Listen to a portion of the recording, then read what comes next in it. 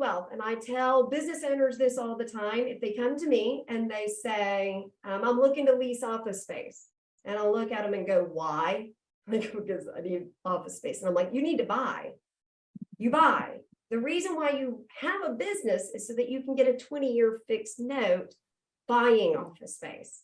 So most everybody that comes to me for leasing, if you will, if they are able to buy, I turn them into buyers, because that's the whole point of business. Grow business, so you have financials and you have money coming off of it. You buy the building. More often than not, whenever a business owner gets near retirement age, if they own the building that their business is in Austin, Texas, your building's worth more than the business. Sure, absolutely.